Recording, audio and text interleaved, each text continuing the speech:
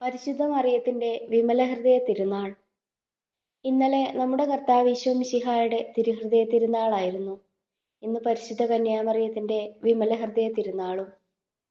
ദൈവീക പരിപാലനയാൽ പ്രത്യേക സംരക്ഷണം നൽകി അമലോത്ഭവയായി സൃഷ്ടിക്കപ്പെട്ട ഒരേ ഒരു സൃഷ്ടിയാണ് മറിയം.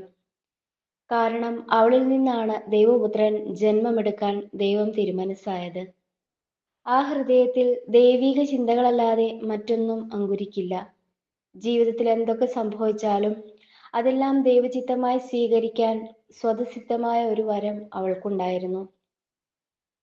തന്റെ പ്രതിശുദ്ധ വരൻ ജോസഫ് അവളുടെ ഗർഭത്തെ സംശയിച്ചപ്പോഴും പ്രസവ സമയത്ത് ബത്ലഹേമിൽ ചെന്നെത്തപ്പെട്ടപ്പോഴും തന്റെ അരുമസുതന് കാലിത്തൊഴുത്ത് പട്ടുമെത്തയായി ലഭിച്ചപ്പോഴും രാത്രിക്ക് രാമാനം ഈജിപ്തിലേക്ക് പലായനം ചെയ്യപ്പെടേണ്ടി വന്നപ്പോഴും രക്ഷണീയ കർമ്മത്തിലെ ദൈവിക പദ്ധതിയുടെ ഭാഗമാണതെല്ലാം എന്ന് തിരിച്ചറിയാൻ അവൾക്ക് സാധിച്ചു.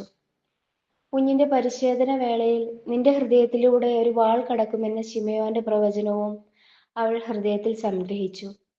ജെറുസലേം തിരുനാൾ വേളയിൽ കാണാതായ യേശുവിനെ തിരിച്ചു കിട്ടിയപ്പോൾ അവൾക്ക് ലഭിച്ച മറുപടിയും അവൾ ഹൃദയത്തിൽ സംഗ്രഹിച്ചു. അകാലത്തിൽ ജോസഫ് മരണപ്പെട്ടപ്പോഴും പരസ്യ ജീവിതകാലത്ത് മകനെ ഭ്രാന്തനെന്ന് മുദ്ര കുത്തിയപ്പോഴും അതിനെ തുടർന്ന് കുരിശിലേറ്റപ്പെട്ടപ്പോഴും ആ മൃതശരീരം മടിയിലേക്ക് ഏറ്റുവാങ്ങിയപ്പോഴും അതിലെ ദൈവഹിതം തിരിച്ചറിഞ്ഞ് അവളെല്ലാം ഹൃദയത്തിൽ സംഗ്രഹിച്ചു. ദൈവിക പദ്ധതിയോട് ഇത്രയേറെ സഹകരിച്ച മറിയം ദൈവത്തിന്റെ സങ്കല്പത്തിലെ ഏറ്റവും അത്യുത്തമ സ്ത്രീയായിരുന്നു. പുതിയ ഹൗവായായിരുന്നു.